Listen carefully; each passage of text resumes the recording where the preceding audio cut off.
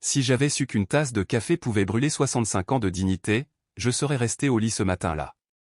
J'étais tranquillement assise à la table du petit déjeuner dans la cuisine ensoleillée de ma fille Lisa, une tasse chaude dans les mains. Elle venait de préparer une nouvelle tasse trop forte, comme son mari l'aimait. Je pensais que ce serait une matinée paisible. Je me croyais en sécurité. Grand-mère, a dit mon petit-fils Travis d'un ton désinvolte, comme s'il me demandait simplement de lui passer le beurre, est-ce que je peux encore emprunter ta carte de crédit? Il me faut ce truc pour ma console de jeu. Il ne coûte que $5000. Je n'ai même pas bronché. J'ai juste dit, non. C'est là que Lisa a craqué. Elle n'a pas crié tout de suite.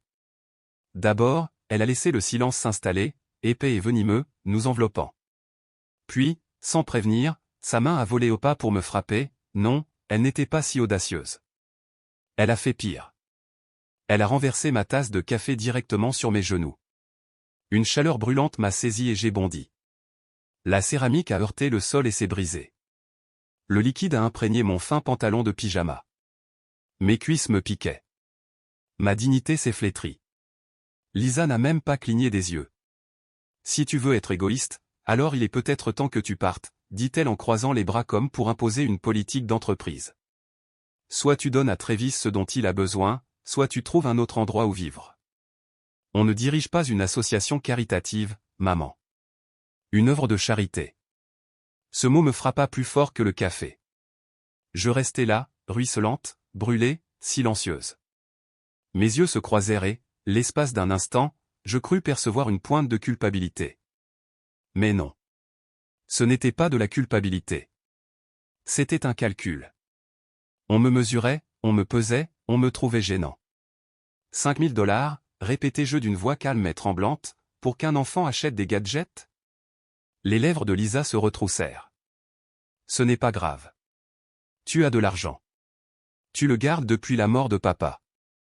Je ne comprends même pas pourquoi tu te montres si difficile. J'ai payé les charges de cette maison, dis-je doucement, et je ne t'ai jamais demandé une seule fois de payer mes ordonnances. Ses yeux roulèrent. Tu as eu de la chance que je t'ai laissé rester ici après ton opération, tu te souviens? Tu ne pouvais même pas marcher sans aide. J'ai géré ta vie toute ma vie. Et maintenant, ça. J'avais envie de crier, non seulement à cause de la douleur de la brûlure, mais aussi à cause de la trahison. Il ne m'aidait jamais. Il se positionnait. Les soins prodigués à Lisa étaient assortis de contraintes. Non, de contraintes. Invisibles au début, puis resserrées, puis bloquant la circulation. Et à cet instant, j'ai compris. Ce n'était plus ma fille. Plus vraiment. C'était quelqu'un qui me voyait comme un levier, une ressource, une vieille femme têtue qui avait fait son temps. Derrière elle, Travis avait l'air ennuyé, attendant toujours la carte. Mes mains tremblaient tandis que je prenais une serviette en papier pour essuyer mes jambes trempées. Personne ne bougeait pour m'aider. J'avais le souffle court. Mon cœur battait fort. Lisa croisa les bras et ajouta, la voix imprégnée du même sourire cruel, soit tu me rends la carte, soit tu sors d'ici la fin de la journée. C'était bien ça. Pas une demande. Une menace. J'ai regardé le café renversé qui s'accumulait autour de la tasse cassée. L'un des éclats avait atterri près de mon pied, un petit morceau déchiqueté avec un imprimé floral délavé. Un morceau de quelque chose qui avait été magnifique autrefois. Tout comme moi. Je n'ai pas discuté. Je n'ai pas pleuré. Je me suis dirigé lentement vers le lavabo, j'ai rincé mes mains brûlées à l'eau froide, puis j'ai fermé le robinet. J'ai parlé, d'une voix calme et posée, je serais parti avant le coucher du soleil. Lisa cligna des yeux. Je crois qu'elle s'attendait à plus de résistance. Mais ce qu'elle ignorait et dont je me suis finalement rappelé, c'est ceci, silence ne signifie pas faiblesse. Et certaines dettes se paient non pas avec de l'argent, mais avec le silence et la finalité.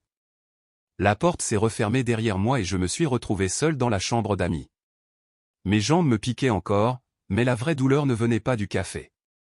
C'était de savoir qu'elle était sincère. Elle voulait me voir partir, non pas parce qu'elle n'avait pas les moyens de me garder, mais parce que je n'étais plus utile. Je me suis assise au bord du lit. Mon lit. Celui dans lequel j'avais dormi après ma prothèse de hanche. Celui dans lequel Lisa m'avait bordé tous les soirs au début, comme si j'étais toujours sa mère, et non son fardeau. Elle avait insisté pour que je reste avec eux. Elle a appelé ça un arrangement temporaire. Je n'ai pas protesté. J'étais reconnaissant. Stupidement reconnaissant. Maintenant, je pouvais voir ce que c'était, un piège. Elle s'occupait de mes ordonnances, de mes listes de courses, de mes factures. Pour plus de commodité, disait-elle. Elle proposait de gérer mes opérations bancaires pour que je puisse me reposer. Elle disait aux voisins que j'étais trop fatigué pour socialiser, alors qu'en réalité, elle ne me l'avait même pas dit lorsqu'ils sont venus me voir. Et je les laissais faire. Je les laissais m'aider, tout en restant indépendante. Je me dirigeais lentement vers le placard. Ma valise était toujours sur l'étagère du haut, poussiéreuse mais intacte. Je la descendis avec précaution, m'agrippant au bord de la commode pour garder l'équilibre. Ma hanche me faisait mal, mais je ne grimaçais pas. Je ne gémis pas. La douleur m'était familière. Ce qui me faisait encore plus mal, c'est que personne ne frappait. Personne ne venait me voir. Lisa avait crié dans la cuisine, assez fort pour que tout le quartier l'entende. Travis m'avait vu tressaillir, me figer, chercher mes mots. Mais il s'en fichait. Pas assez pour les suivre. Pas assez pour amortir le choc. J'ai ouvert le tiroir du haut et j'ai sorti l'enveloppe que j'avais cachée là il y a des mois, sous le linge de rechange, des copies de mon acte de naissance, des cartes d'assurance, une impression du numéro de routage de ma banque. Je ne savais pas vraiment pourquoi je les avais cachées à l'époque, mais maintenant, cela prenait tout son sens. Une partie de moi avait toujours su que ce moment arriverait. En faisant mes bagages, je n'ai émis aucun son. Pas de sanglots. Pas de murmures. D'une main ferme, j'ai plié chaque vêtement. J'ai roulé ma pochette à bijoux, juste des pièces de costume et une bague en perles de mon défunt mari. Mais elle était à moi. Dans le couloir, j'entendis le faible bourdonnement de la télévision. Lisa avait repris ses habitudes, regardant une de ces émissions de rénovation qu'elle prétendait toujours que je ne comprendrais pas. Travis était probablement dans sa chambre, écouteurs sur les oreilles, dépensant l'argent de quelqu'un d'autre en ligne. J'ai refermé la valise et me suis rassis un instant. J'ai balayé la pièce du regard. La photo encadrée de Lisa et moi à sa remise de diplôme était toujours posée sur la commode. Elle avait insisté pour que je sois sur cette photo. J'avais l'air fier.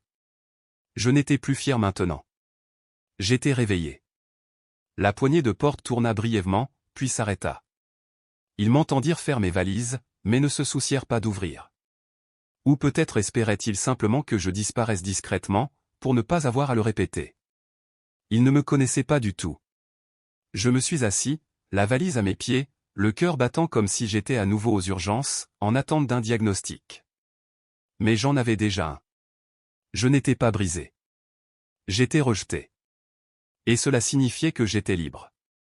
J'ai pris mon téléphone et j'ai fait défiler la liste jusqu'à ce que je trouve le nom que je n'avais pas utilisé depuis des mois, Gérald M., avocat à la retraite, mon voisin, autrefois un ami, toujours gentil. J'ai appuyé sur Appeler. Il décrocha à la deuxième sonnerie. Ruth, demanda-t-il d'une voix douce. Tout va bien? Non, dis-je d'une voix ferme. Mais ça viendra. Le silence régnait après avoir raccroché avec Gérald. Trop silencieux. Ce silence affreux et bourdonnant qui n'existe que dans les maisons où l'amour a vécu. Je me rassis, une main posée sur ma valise, l'autre effleurant le bord de la table de nuit où se trouvaient habituellement mes lunettes de lecture. Mais je n'avais pas lu depuis des semaines, pas depuis la dernière fois où je m'étais senti comme une personne dans cette maison, au lieu d'être un inventaire. C'est à ce moment-là que j'ai remarqué quelque chose. Mon sac à main. Il était plus léger que d'habitude. J'ai ouvert la poche avant. Pas de portefeuille. Pas de carte bancaire. Pas de pièce d'identité. Mon cœur a fait un bond. J'ai ouvert la deuxième fermeture éclair, puis la troisième. Rien. Mes doigts se mirent à trembler tandis que je m'asseyais au bord du lit et que j'en vidais le contenu, des pastilles à la menthe, des mouchoirs, un vieux rouge à lèvres. Pas de carte. Pas de portefeuille. Rien. Je l'avais eu hier. J'en étais sûr. Je m'en suis servi pour acheter ma pommade à la pharmacie. Lisa m'avait conduit et avait insisté pour tenir mon sac pendant que je marchais plus lentement. Je pensais qu'elle était gentille. Non. Elle créait une opportunité. J'entendais sa voix maintenant, il y a des mois, si décontracté à l'époque, laisse-moi m'occuper de tes factures, maman. C'est plus simple si tout passe par un seul compte. Je mettrai en place des paiements automatiques. Tu n'as à te soucier de rien. Concentre-toi sur ta guérison, d'accord? Alors je l'ai laissé faire. Je lui ai donné accès. Mot de passe. Compte. J'ai fait confiance à ma fille. Et maintenant? Je ne me souvenais même plus de la dernière fois où j'avais vu un relevé bancaire à mon nom. Elle avait commencé à tout dématérialiser. Encore une fois, pour simplifier. Quel idiot j'avais été. Les mots me sont montés à la gorge comme de la bile. Ils aimaient mon argent plus qu'ils ne m'aimaient. Je n'étais pas de la famille. J'étais un élément de la dépense. Je me suis dirigé lentement vers la commode et j'ai ouvert le deuxième tiroir. J'y avais rangé un petit carnet, le genre de carnet que j'utilisais pour écrire mes listes de courses, quand je vivais seul. Je suis allé à la dernière page. J'avais griffonné mes numéros de compte il y a des mois, juste au cas où. Je fixais les chiffres familiers, les miens, mais quand avais-je vu pour la dernière fois la carte correspondante? J'ai vérifié la boîte à bijoux, sous le matelas, et même à l'intérieur de ma vieille Bible. Rien. Ils ne m'ont pas simplement demandé mon argent. Ils l'ont pris. Je me rassis sur le lit, pris de vertige. La brûlure du café s'était estompée. Maintenant, quelque chose de plus froid me brûlait en moi, une humiliation qui avait un goût de rouille au fond de ma gorge. Et voilà ce qui a aggravé la situation, j'avais laissé faire. Je l'ai laissé devenir ma gardienne. Je me disais qu'elle m'aidait, qu'elle prenait le relais. Mais non, elle intervenait. Devant moi. Au-dessus de moi. Autour de moi. Je ne l'avais pas bien compris jusqu'à ce moment-là. Pas quand elle a annoncé au club de bridge que j'étais trop fatigué pour jouer. Pas quand elle a intercepté les appels de ma banque. Pas quand elle a commencé à préapprouver mes commandes Amazon comme si j'étais un enfant. Elle avait verrouillé les portes doucement, une par une, jusqu'à ce que je n'ai plus nulle part où aller. C'est la partie qui m'a presque fait pleurer. Je n'étais pas faible. J'avais survécu à 30 ans aux urgences, à la mort de mon mari et à une hanche brisée comme du verre. Mais je n'avais pas survécu à tout cela avec grâce. J'ai regardé à nouveau la photo encadrée de Lisa et moi, au celle de sa remise de diplôme. Elle arborait ce même sourire suffisant, avant que je sache que certaines filles ne grandissent pas en vous aimant en retour. Elles grandissent juste en profitant de votre ombre. Le téléphone a sonné. C'était Gérald. Un texte, je suis dehors, prêt quand tu le es. J'ai regardé l'écran, puis les morceaux de confiance brisés éparpillés de manière invisible dans la pièce. Je ne quittais pas simplement une maison aujourd'hui. Je laissais derrière moi le mensonge selon lequel je comptais encore pour elle. Quand j'ai ouvert la porte, Gérald avait déjà parcouru la moitié de l'allée, une démarche calme et pressante. Il portait son habituel coupe-vent bleu marine et un sac en toile robuste, comme si nous allions pique-niquer. Il n'a pas posé de questions. Il ne m'a pas regardé comme si j'étais brisé. Il a juste dit, « Tu es prêt ?» J'ai hoché la tête. Derrière moi, la maison était silencieuse. Aucune porte ne s'ouvrait. Aucun pas ne se précipitait pour m'arrêter. Ce silence était une preuve. La preuve qu'il pensait que je ne partirais pas. Que je ne pouvais pas. Gérald a pris ma valise et a doucement retiré le plus petit sac de mon épaule. « Tu as tout ?» demanda-t-il alors que nous arrivions à sa voiture. « Tout ce que je possède encore » dis-je doucement. Il ouvrit la portière passager. « Attention à ta hanche. » Cette phrase m'a presque brisé, non pas parce qu'il était gentil, mais parce que j'ai réalisé depuis combien de temps personne n'avait été gentil sans un reçu joint. Le trajet commença en silence. Je regardais les rues défiler, chaque virage m'éloignant un peu plus de la maison qui avait cessé d'être mon foyer le jour où Lisa avait commencé à calculer ma valeur comme une facture mensuelle. À mi-chemin de la ville, Gérald parla enfin. « Tu sais, dit-il, je t'ai vu pleurer la semaine dernière. » J'ai cligné des yeux. « Quoi ?»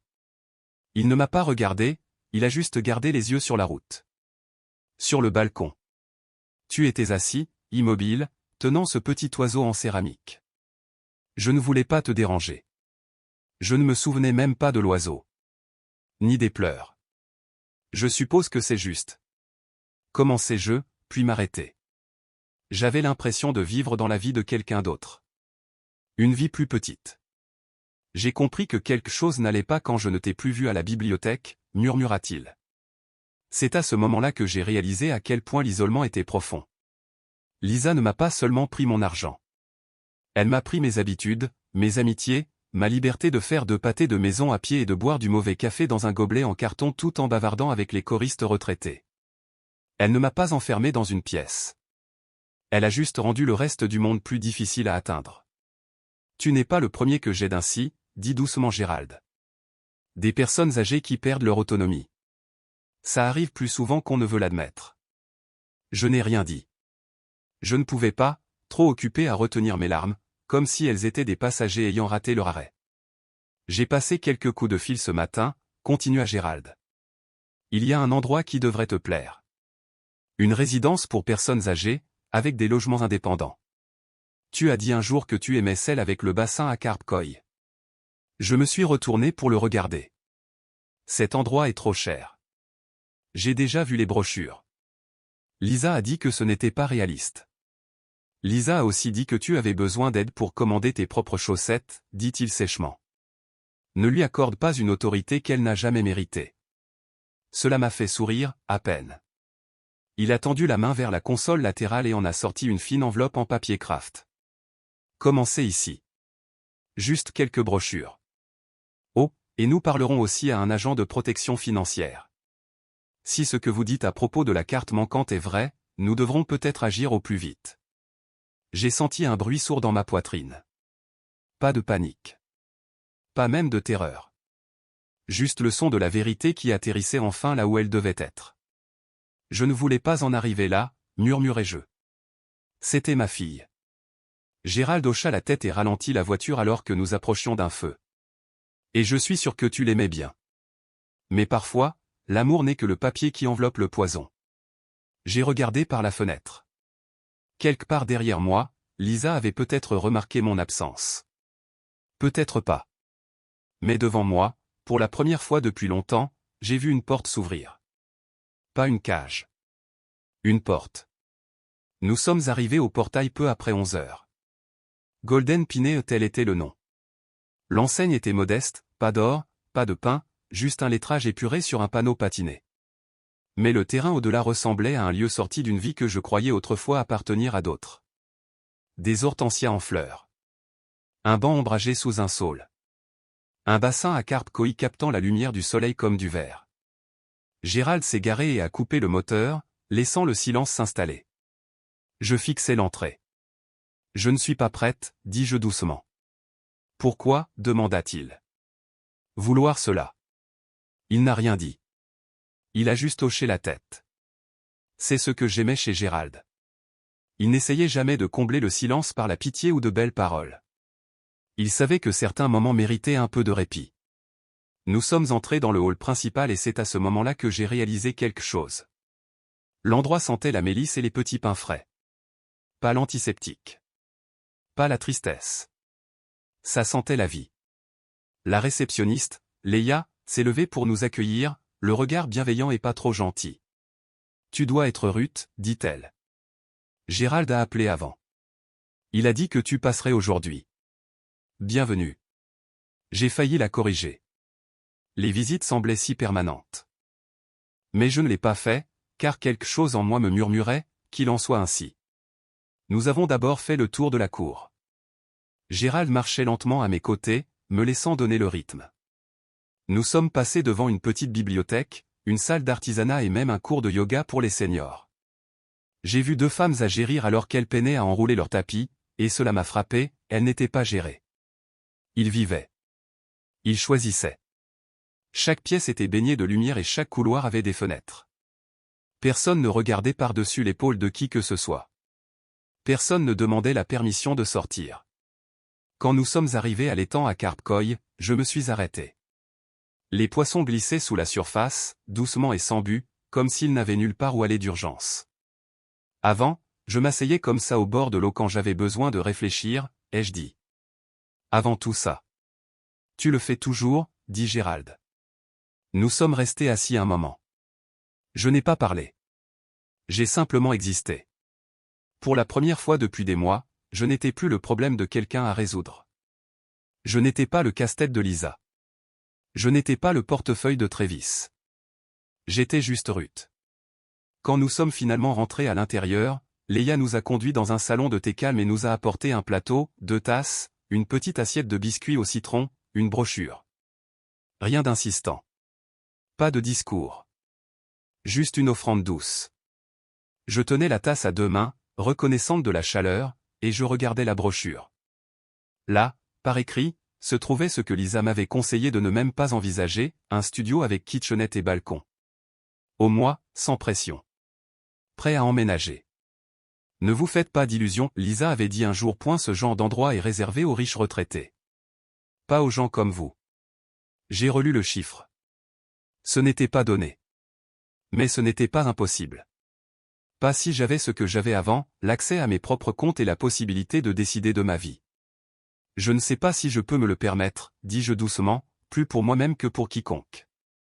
Gérald prit une gorgée de son thé. Alors, voyons voir.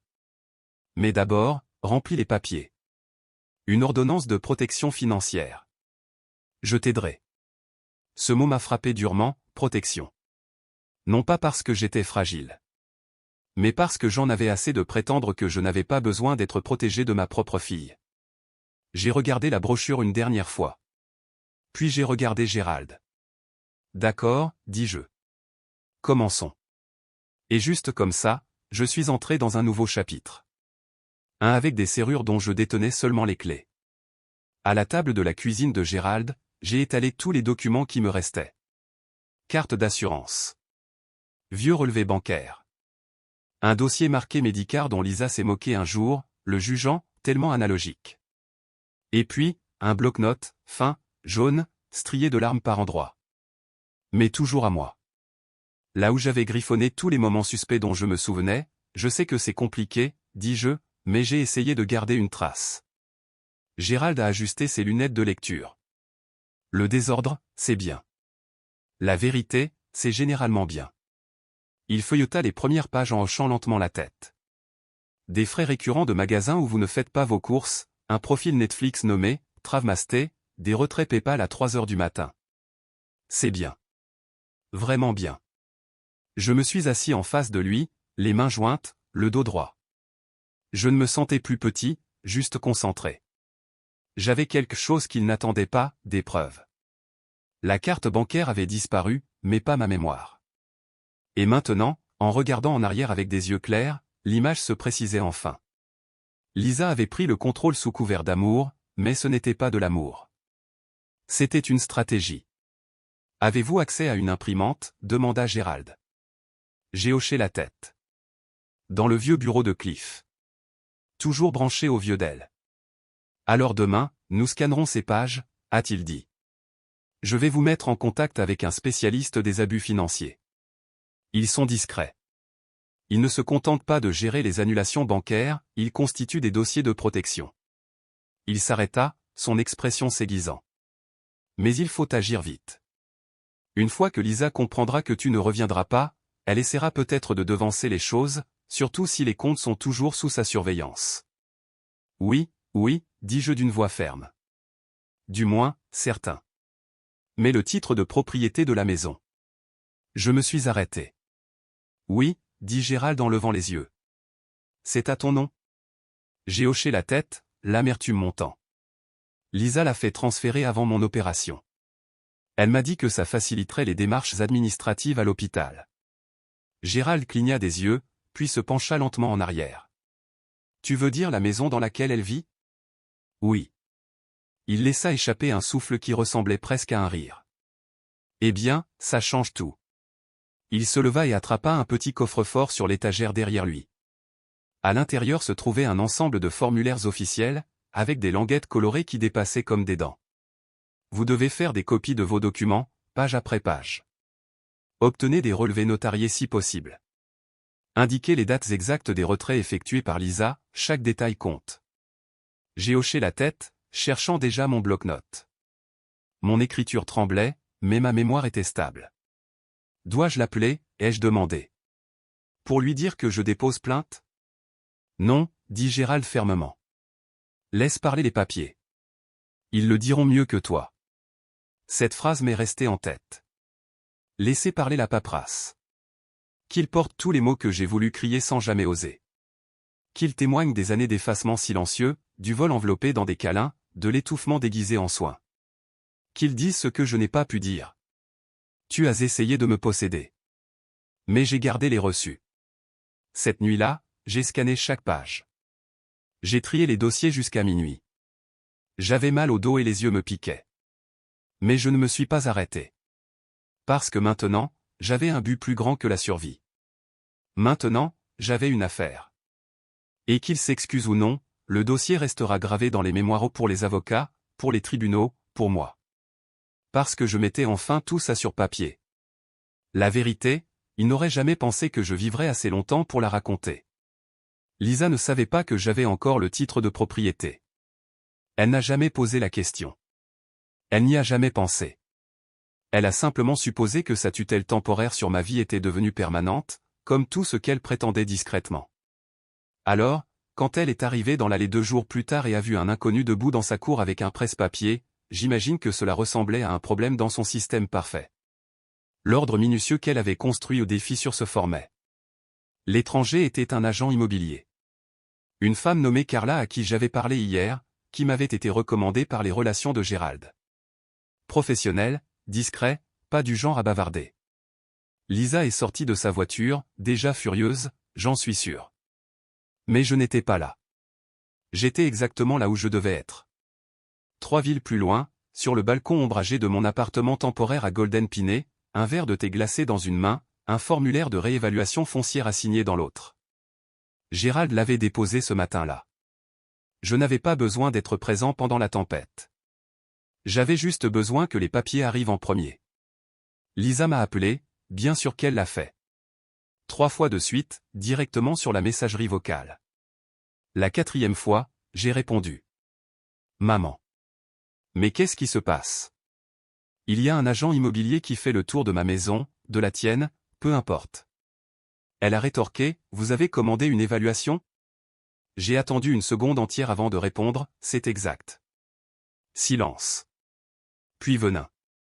Tu n'es pas sérieux. Je suis très sérieux, dis-je d'un ton neutre. Je pouvais pratiquement l'entendre faire les 100 pas. Tu n'habites même plus ici. Qu'est-ce que c'est? Une sorte de culpabilisation? Tu essaies de me mettre dans l'embarras? Non, ai-je répondu clairement. Je me réapproprie simplement ce qui m'a toujours appartenu. C'est ma maison, siffla-t-elle. Non, ai-je répété, calme et absolu. C'est la maison que tu occupais depuis si longtemps. Tu gères avec un argent qui ne t'a jamais appartenu. Je t'ai laissé jouer les gardiens. Ce rôle est désormais révoqué. Vous ne pouvez pas simplement nous jeter dehors. Je ne t'ai pas mise dehors, Lisa. Tu m'as dit de partir. Le silence qui suivit fut comme une chute de neige, doux mais étouffant. Elle n'avait aucune idée que je me souvenais de tout. Comment l'acte a été transféré sous prétexte d'aider aux formalités médicales. Comment j'avais tout signé à l'époque sans lire attentivement, en lui faisant confiance. Mais j'avais lu une chose. Une chose dont je me souviens. Je ne lui ai jamais donné de procuration complète. Donc techniquement, légalement, moralement, la maison était à moi. Et maintenant, la situation était réévaluée. Préparée pour la mise en vente. Protégée d'elle. Lisa parla enfin à nouveau, sa voix basse et glaciale. Tu es cruel. Je n'ai pas discuté. Je ne me suis pas défendu. Au lieu de cela, j'ai dit la phrase qui l'a complètement réduite au silence. Tu ne m'as manqué que maintenant que j'ai dit non. J'ai mis fin à l'appel. Carla m'a envoyé un texto une demi-heure plus tard. Évaluation terminée. La cliente Lisa a tenté d'intervenir, mais je suis resté professionnel. Fort potentiel de revente. Nous vous recontacterons demain. Gérald a également appelé plus tard. Elle a essayé de m'appeler, a-t-il dit.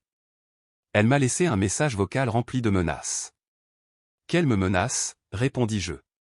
Parce que pour la première fois depuis longtemps, je n'avais pas peur de sa colère. Je n'étais même pas en colère moi-même. Pas plus. J'étais quelque chose de plus effrayant. Certain. Certain que l'amour sans respect n'est que possession. Je suis certain que la famille ne signifie rien lorsqu'elle est fondée sur le contrôle. Certain que même s'il ne me restait plus que cette chaise, ce T est mon nom sur un document légal, je serai toujours plus libre que je ne l'ai jamais été dans cette maison. Cette nuit-là, je me suis couché tôt. Et pour la première fois depuis des années, j'ai verrouillé la porte. Non pas parce que je craignais ce qui pourrait arriver, mais parce que j'avais enfin quelque chose qui valait la peine d'être gardé. Les portes d'entrée du Golden Pinet sont en verre, lourdes mais élégantes. On peut voir dehors, mais personne n'entre sans y être invité. C'est pourquoi je n'ai pas bronché quand j'ai vu Lisa arriver. J'étais assis à la bibliothèque communautaire ce matin-là, en train de lire un article sur la maltraitance financière des personnes âgées que Gérald avait mis en évidence pour moi. Mon thé était resté intact à côté de moi au trop amer mais les mots sur la page brûlaient encore plus fort. Et puis la réception a appelé ma chambre. Il y a une certaine Lisa ici pour vous voir, dit calmement la réceptionniste. Voulez-vous que nous l'amenions? Non, dis-je. Mais tu peux lui faire savoir que je regarde. Ils n'ont pas demandé pourquoi. Le personnel ici avait déjà vu cela auparavant. Les enfants ne se présentent que lorsque leur nom apparaît sur la ligne au lieu de l'identification de l'appelant. Je suis entré tranquillement dans la véranda juste à côté du hall principal. De là, je pouvais tout voir sans être vu. Lisa se tenait dans le hall d'entrée, vêtue d'un jean moulant et d'un chemisier rouge fureur, marchant en petit cercle comme une lionne piégée dans une salle d'exposition. Son expression était celle d'une pure incrédulité, comme si l'air même qui régnait ici l'avait personnellement offensée. La réceptionniste s'est à nouveau approchée d'elle. Lisa a pointé dans ma direction. J'ai vu le geste au clair comme le jour accusateur, tranchant.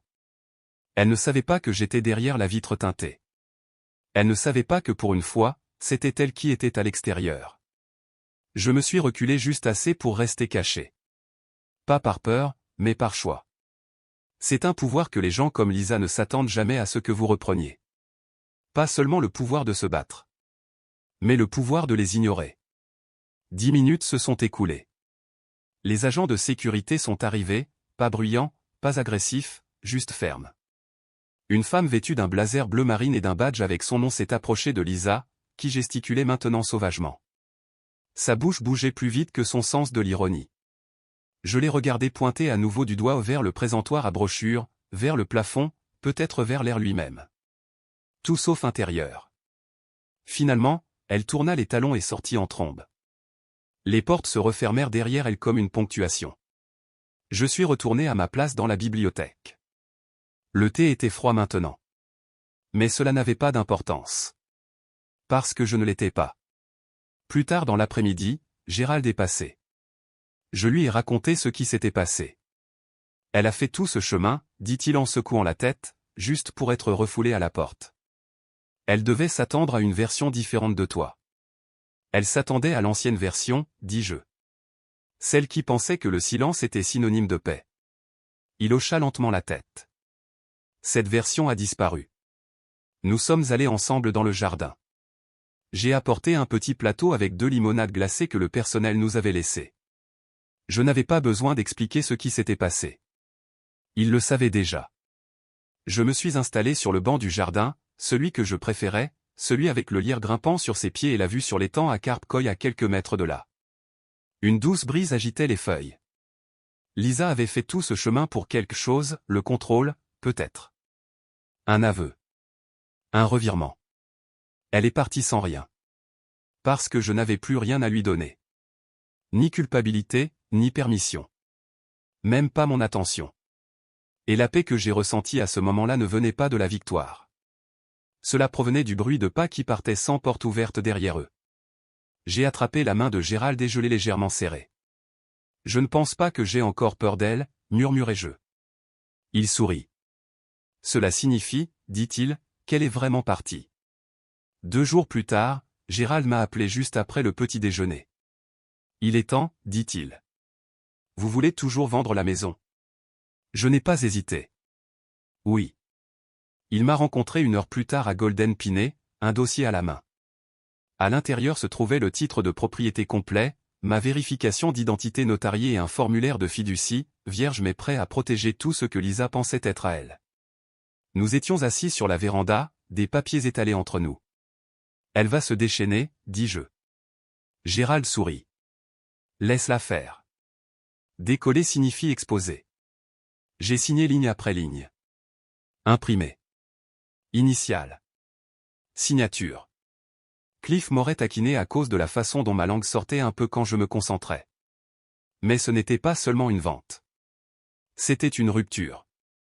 La maison dans laquelle Lisa vivait, dont elle se vantait, n'a jamais été la sienne. Elle a peint les murs, c'est sûr. J'ai acheté un canapé avec mon crédit, oui. J'ai changé les poignées de porte, j'ai choisi du carrelage. Mais les os, les fondations, c'était mon nom. Ça a toujours été le cas.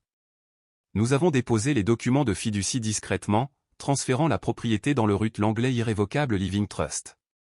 Non pas parce que je craignais un procès, mais parce que je voulais quelque chose de solide. Quelque chose que même une fille manipulatrice ne pourrait pas pénétrer. Le lendemain, le titre avait changé. Lisa ne le sait pas encore, mais la loi le sait. Et j'avais aussi quelque chose d'autre en préparation. Avec l'aide d'un spécialiste en matière d'abus financiers avec lequel Gérald m'a mis en contact, j'ai soumis une demande de gel de toutes les transactions liées à mon compte bancaire d'origine. Tout ce qui a été traité au cours des 6 derniers mois sera signalé. Le spécialiste m'a demandé si j'avais des preuves à l'appui.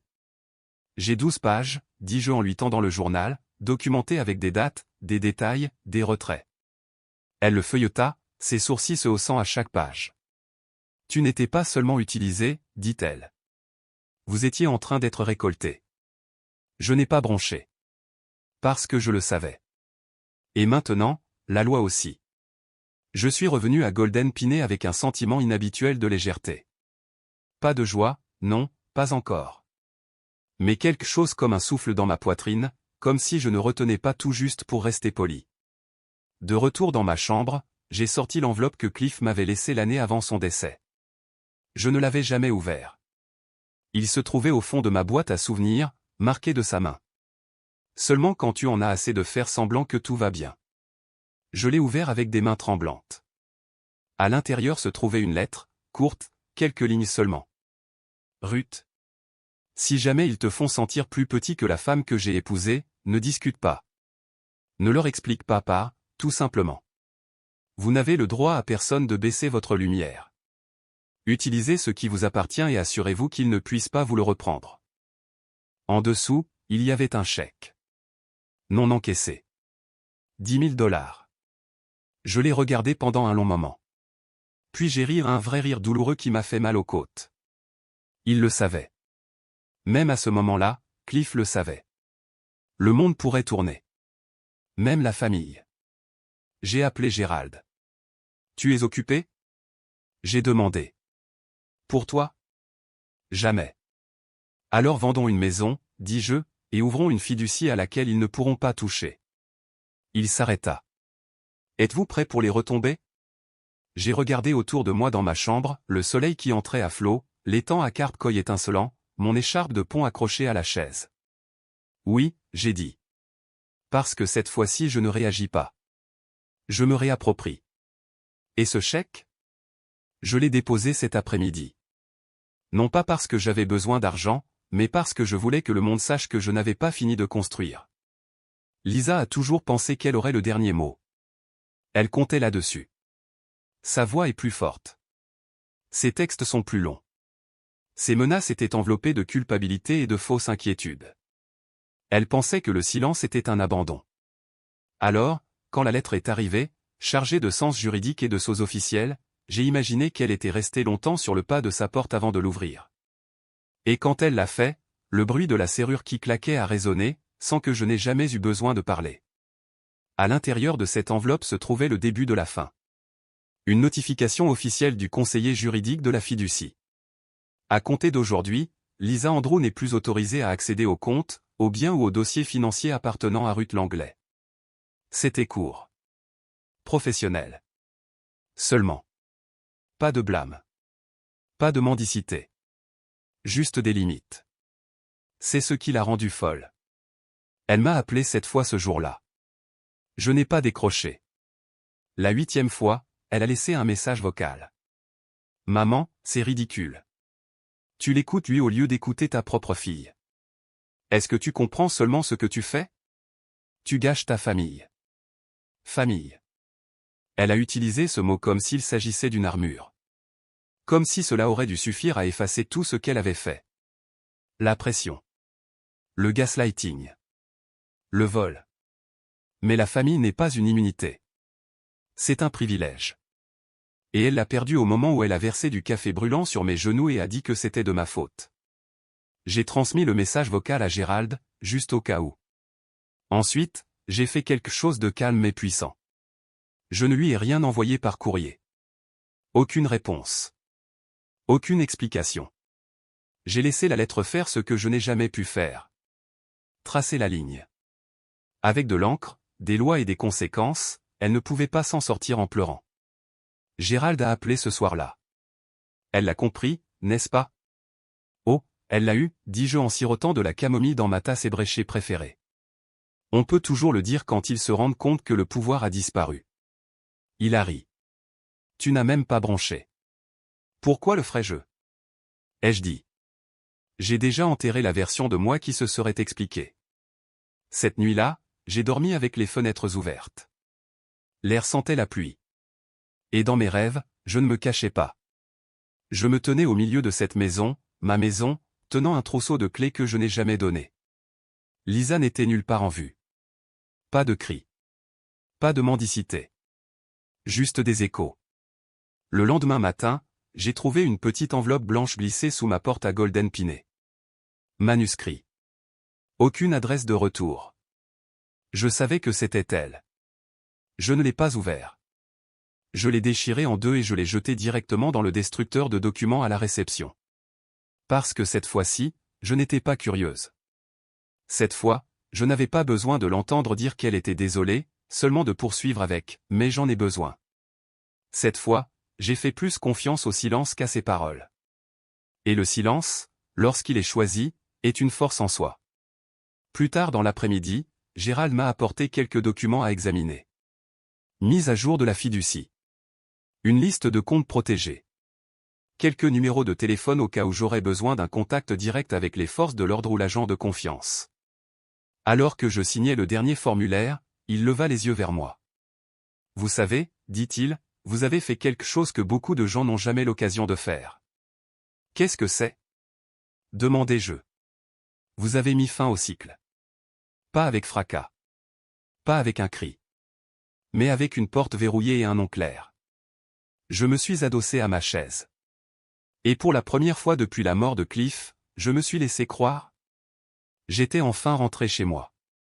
Cela s'est produit un jeudi, juste après le déjeuner, alors que les couloirs de Golden Pinet étaient calmes et que le soleil avait projeté cette douce lueur dorée sur tout, comme il le faisait toujours juste avant que l'étang à Carp Coy ne s'illumine. J'étais assis sur un banc de jardin avec Marjorie, nos mains posées sur la même courte pointe pliée entre nous. Nous venions de terminer notre discussion habituelle sur le programme du tournoi de bridge et sur le fait qu'aucune des nouvelles dames n'avait correctement mélangé ses cartes. Gérald devait bientôt nous rejoindre. Et c'est à ce moment-là que je les ai vus, Lisa et Travis, emprunter le chemin de briques incurvé qui menait à l'entrée principale. La foulée de Lisa était fulgurante, trop rapide, tout son corps irradiait de tension. Travis traînait derrière, avec cette attitude arrogante et avachie qui me retournait toujours l'estomac, avant même que je me souvienne de l'incident du café à $5000. Ils venaient pour une confrontation. Mais ce qu'ils ignoraient, c'est que je n'avais plus rien à perdre. L'agent de sécurité les repéra en premier. Doris, grâce à son regard perçant et à sa posture assurée, sortit de derrière le comptoir avant même qu'il puisse toucher la porte. J'ai vu Lisa faire un geste frénétique, pointant du doigt le jardin derrière Doris. Travis enfonça les mains dans les poches de son sweat à capuche et leva les yeux au ciel. Doris resta ferme. Je ne me suis pas relevé. Je n'ai pas couru. Je n'ai même pas bronché. Marjorie jeta un coup d'œil vers l'entrée, son corps se raidissant. « Dois-je appeler Gérald » murmura-t-elle. « Non, dis-je doucement. Qu'elle me voie. Calme-toi. » Je voulais que Lisa voie à quoi ressemblait la paix lorsqu'elle ne demandait pas son approbation. Elle m'a finalement repéré à travers la vitre. Elle s'est avancée pour dépasser le bureau, mais Doris est intervenue. Lisa éleva la voix.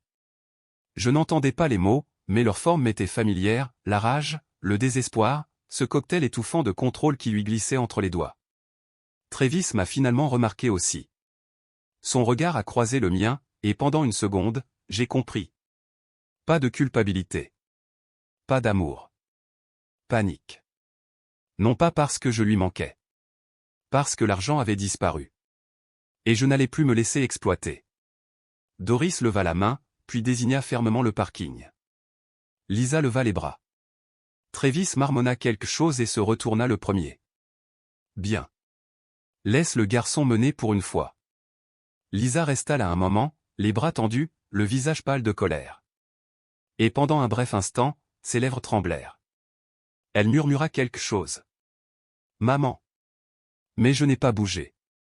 Je n'ai pas fait signe. Ne s'est pas levé.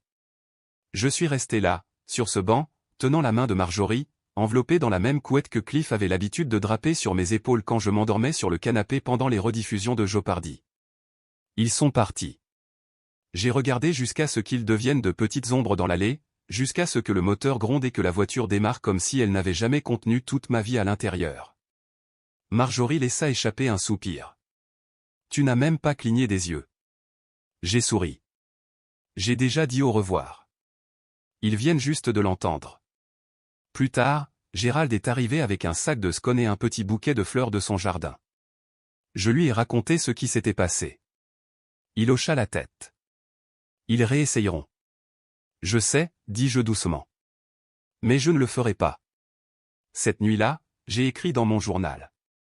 Quand ils sont venus avec fureur, je suis resté en paix. C'est comme ça que vous savez que c'est fini, quand vous n'avez plus besoin de crier. J'ai arraché la page et l'ai glissée dans un petit cadre près de mon lit. Parce que la prochaine fois qu'ils viendront chercher une réaction, ils ne trouveront qu'un reflet d'eux-mêmes de l'autre côté d'une porte verrouillée. Il est arrivé 2 jours plus tard. Une petite enveloppe ivoire, adressée à la main, fut déposée dans la boîte aux lettres de Golden Pinet. L'écriture était sans équivoque, une cursive parfaite, juste assez inclinée pour feindre l'élégance.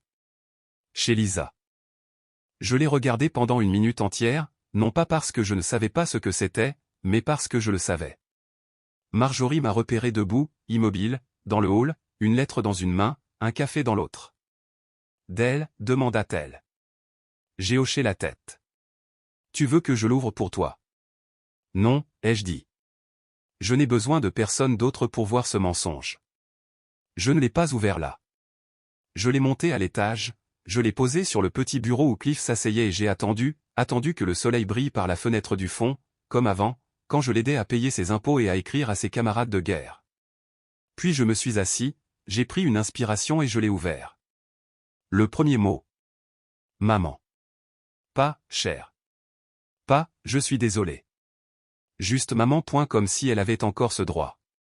Le premier paragraphe était exactement ce à quoi je m'attendais, quelques hésitantes tentatives de regret. Comment les choses ont dérapé. Comment elle n'avait jamais voulu me mettre à l'écart. Comment tout s'est passé si vite.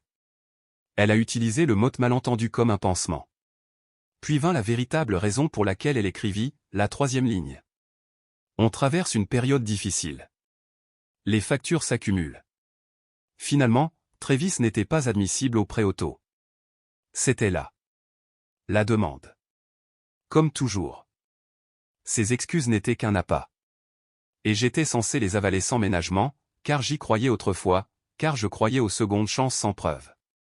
Mais je n'étais pas la même femme qui laissait Lisa réorganiser son courrier et appelait ça de la gentillesse. Je n'étais pas la femme qui adoucissait tous ses instincts juste pour préserver la paix. J'avais désormais accepté autre chose, toutes les filles ne sont pas une bénédiction. Certaines sont des avertissements. La lettre se terminait par « On pourrait peut-être parler. Tu me manques vraiment. On s'ennuie tous. » J'ai refermé la page et regardé à nouveau l'enveloppe. Elle était épaisse, comme si elle y avait ajouté quelque chose de plus. J'ai atteint l'intérieur. C'était là. Un chèque personnel. De ma part. Tiré d'un des comptes joints qu'elle avait ouverts autrefois au juste pour aider, avait-elle affirmé. Non encaissé. Légèrement déchiré dans un coin. 3500 $. Dans le mémo, réparation de voiture. Je ne l'avais pas écrit. Mais mon nom y était inscrit, clair comme le jour. Elle avait dû le garder. Ou le falsifier. Ou les deux. Je n'avais pas besoin de savoir lequel. Tout ce que je savais, c'était ceci, ce n'était pas un rameau d'olivier. C'était un appât. Pendu avec une fausse larme et une signature familière. J'ai plié le chèque en deux. Puis encore en deux. Et encore, jusqu'à ce qu'il disparaisse dans ma paume, comme toutes les fausses promesses qu'elle m'avait faites. Je l'ai emmené directement à la déchiqueteuse. Pas un mot. Pas un tressaillement. Juste du papier réduit en poussière. J'ai laissé l'enveloppe ouverte sur mon bureau, je l'ai laissée là comme une carcasse, un rappel que toutes les lettres ne sont pas destinées à recevoir une réponse. Quand Gérald est venu plus tard dans l'après-midi avec son gâteau au citron habituel, il l'a vu et a haussé un sourcil. Elle a réessayé. Je lui ai tendu la moitié restante de la lettre. Il l'a lue en silence, puis me l'a rendue. Il pense toujours que tu es une cible. Plus maintenant, dis-je. Cette nuit-là, je n'ai pas écrit de journal. Je n'en avais pas besoin. Parce que la phrase s'était déjà écrite dans ma tête. Peu importe ce que tu voulais dire. Ce que tu as fait était suffisant. L'appel est arrivé juste après l'aube. Je m'étais levé tôt, observant les carpes coy à travers la brume matinale, une tasse d'eau chaude infusant à côté de moi. La voix de Gérald était calme mais ferme. La fiducie a signalé un autre chèque falsifié. Même compte. Même signature. Mais ce n'est pas vous qui l'avez rédigé. Je sais, dis-je doucement. Elle m'en a envoyé un la semaine dernière. Il y eut une pause. Eh bien, dit-il, maintenant la banque le sait aussi. Il s'est avéré que Lisa avait tenté une fois de plus de s'emparer de mes anciens comptes. Mais cette fois, les verrous de protection du trust se sont refermés, et la banque avait des preuves, retrait, signature, courriel provenant de son adresse IP, et même un message vocal qu'elle avait laissé à un représentant, demandant quel était le solde de sa mère, comme si elle avait encore droit à mon nom. Elle n'était pas subtile. Elle était désespérée. Gérald continua. Le spécialiste des abus financiers a déposé un rapport auprès de l'unité de protection des aînés. Les enquêteurs l'examinent actuellement. Ma poitrine ne se serrait pas. Il s'est étendu. Parce que je savais enfin que je ne m'étais pas simplement échappé. Je tendrais le piège. Quelques heures plus tard, 2 policiers en civil se sont présentés à Golden Pinet. Non pas pour Lisa, mais pour un entretien discret avec moi, courtois et doux. L'un prenait des notes tandis que l'autre posait des questions sur mes dossiers, mon journal, l'historique des retraits. Je leur ai remis des copies de tout, détaillées et surlignées. J'étais prêt. Lorsqu'ils sont partis, le jeune officier a dit. Vous n'êtes pas la première, Madame Langlais. Mais vous êtes l'une des rares à l'avoir remarqué assez tôt. J'ai failli le corriger. Il n'était pas tôt. C'était juste assez tôt. À midi, j'ai reçu confirmation, Lisa faisait l'objet d'une enquête pour malversation financière, fraude envers les aînés et contrefaçon. Travis avait lui aussi été mentionné dans au moins une transaction signalée. Je ne me suis pas réjoui. Mais je n'ai pas fait mon deuil non plus. Je me suis assis dans le jardin et j'ai pensé à chaque fois qu'elle m'avait dit. Tu as de la chance de m'avoir. Tout en réorganisant toute ma vie en quelque chose qui lui serve. Elle m'avait toujours traité comme une porte verrouillée dont elle détenait déjà les clés. Elle n'aurait jamais pensé que je changerais les serrures. Mais je l'avais. Marjorie est passée plus tard dans l'après-midi avec du pain aux bananes chaud et 2 tasses de thé au gingembre. Elle savait. Tout le monde à Golden Pinet le savait désormais non pas parce que je le leur avais dit, mais parce qu'ils avaient vu l'orage arriver et m'avaient vu rester assis pendant tout ce temps. Tu crois qu'elle va être arrêtée ? Demanda doucement Marjorie. Je ne sais pas, dis-je doucement. Et ce n'est plus à moi de décider. C'est ce que je ressentais quand j'étais libre. Pas de vengeance. Distance. Lisa avait déjà perdu la seule chose qu'elle ne pouvait pas récupérer. Accéder. Accès à moi. À mon nom. À mon avis. À ma vie. Elle n'a pas seulement perdu de l'argent. Elle a perdu la partie. Parce que lorsque vous misez sur le silence de quelqu'un et qu'il finit par parler, c'est à ce moment-là que vous réalisez que vous n'avez jamais gagné. Plus tard dans la soirée, Gérald et moi étions assis sur la terrasse arrière, sous un vaste ciel bleu marine. Il nous servit à tous les deux un petit verre de vin et dit. Elle t'a sous-estimé à chaque étape du chemin. Moi aussi, je me suis sous-estimé, ai-je répondu. Il leva son verre. Pour recalculer. Nous avons trinqué. Et j'ai dit quelque chose que je n'avais pas dit depuis des années mais que je savais être enfin vrai. Je suis en sécurité. Pas seulement de la part de Lisa. Mais du besoin de m'expliquer à quiconque pensait que ma gentillesse signifiait une reddition. Cette nuit-là, j'ai dormi à nouveau avec la fenêtre ouverte.